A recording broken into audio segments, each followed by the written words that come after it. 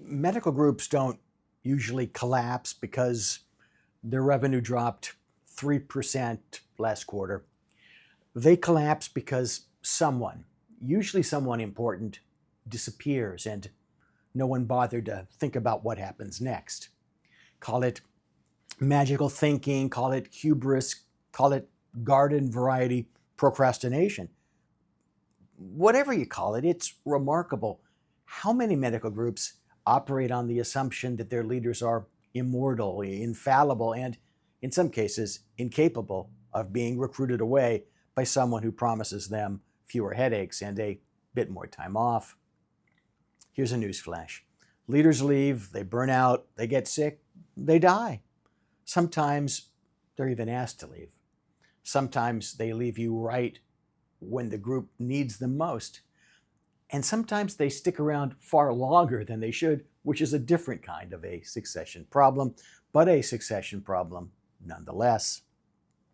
Yet many groups have no real plan for what happens when the person with the keys to the kingdom suddenly isn't there to open the door. Instead, they trust that the team will figure it out. The same team that can't agree on where to have the holiday party is supposed to execute emergency governance transitions. Good luck with that. A legitimate succession plan isn't a warm, fuzzy exercise. It's a blunt recognition that your group is one bad day away from a leadership vacuum. And if you're with a very large group and you think that it's immune, you're missing the point. The larger the organization, the bigger the crater when a leader disappears. A real succession plan answers actual questions. Who takes over if the group's president or its CEO has a stroke this afternoon? Who has signing authority tomorrow when payroll must be approved? Who communicates with hospital partners, key business contacts and advisors, and so on, so they don't panic and assume that you're imploding?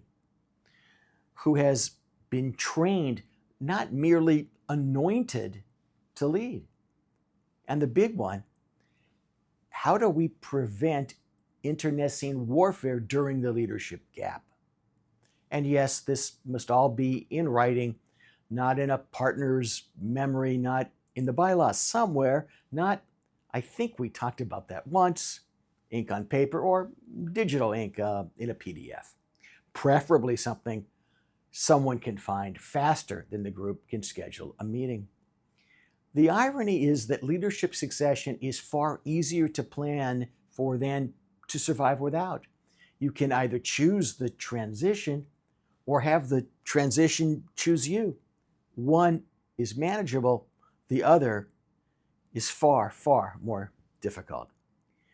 Because at the end of the day, if your medical group can't function when one person is gone, you don't have a leadership structure, you have a single point of failure dressed up as an organization.